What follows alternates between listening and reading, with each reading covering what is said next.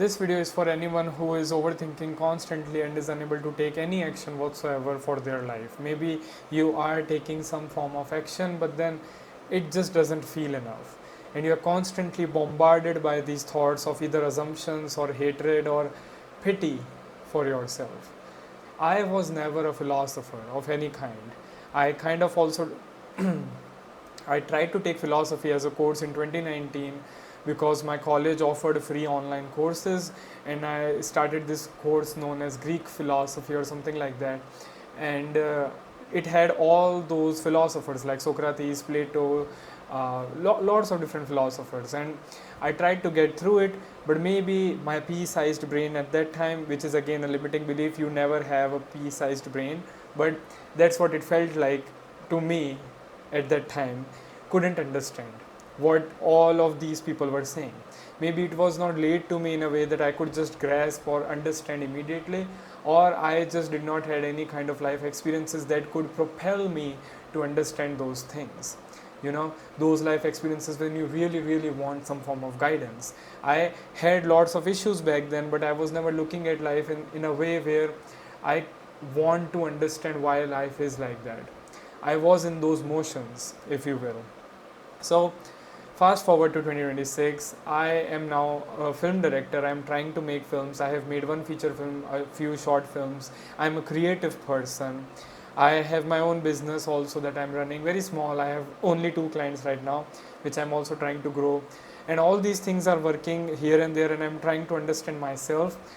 What are the things that make me reactive? What are the things that make me go quiet sometimes? What just things to help become a better person and to help understand other people better, so I can have the skill of empathy.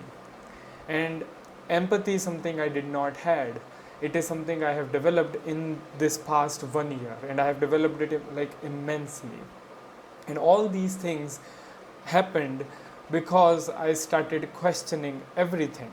I started questioning my thoughts, I started questioning my patterns, I started questioning literally everything. Thanks to my therapist also, because I'm in therapy for the past 2.5 years, there was a snowball effect of all the things that I was struggling with that bombarded at me at once, and I was forced to look at everything from an objective point of view.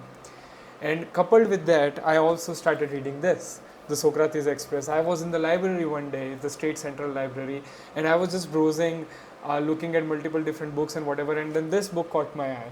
I started reading it immediately, and I developed basically all these thoughts that I've written right here in Notepad. No, I did not use AI. There was no network there also, and I hate AI. This book was open in front of me. I was reading it, and I was noting down every single sentence that broke my brain, literally broke my brain. And today I'm basically just going to tell you those sentences and what impact those sentences had on me. The first sentence is basically very simple. I think you might have heard it if you have a grandparent or you had a good parent of any kind. I did not. So, well, this was a huge revelation to me, which is knowledge is not wisdom. Knowledge is that tomato is a fruit. Wisdom is knowing not to put it in fruit salad. Basically, experience combined with information.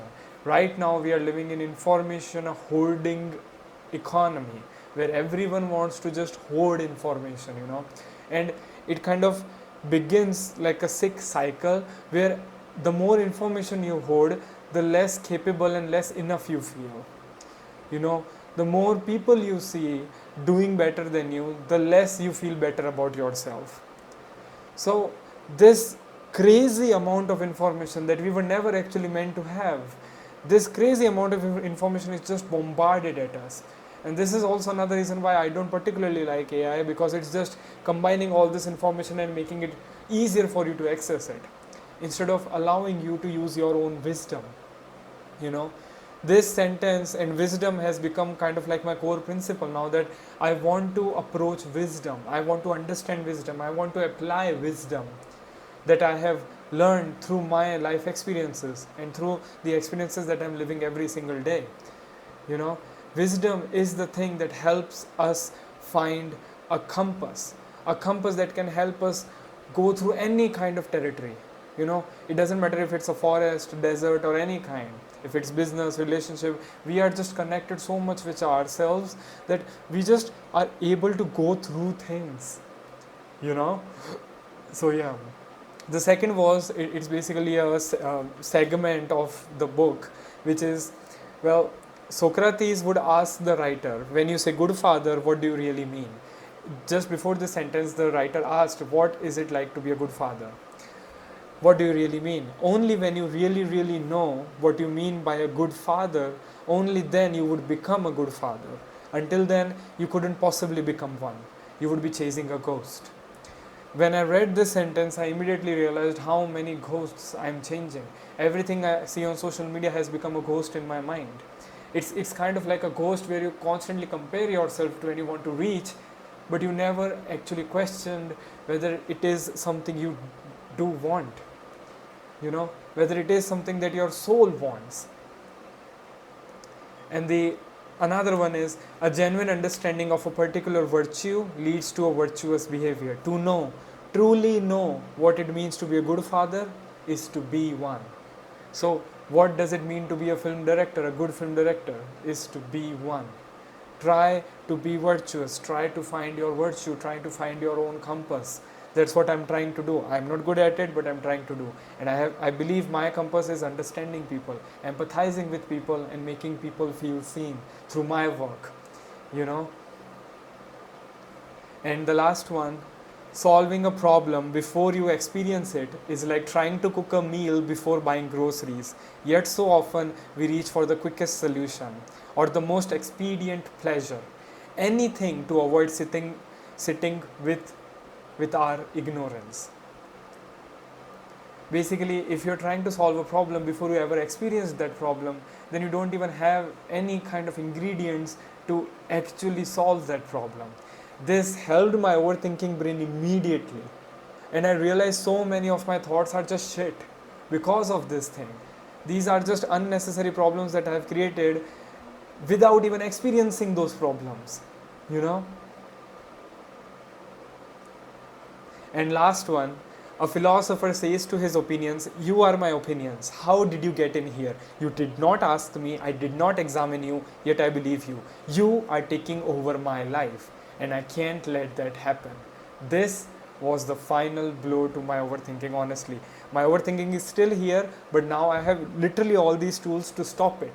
I constantly examine my thoughts. I ask my thoughts, do I need that thought right now? No. It doesn't belong in this moment of time, and that thought goes away. Thank you for watching this video. I hope you got something out of it. Read this book. It's been really helpful. Okay, bye.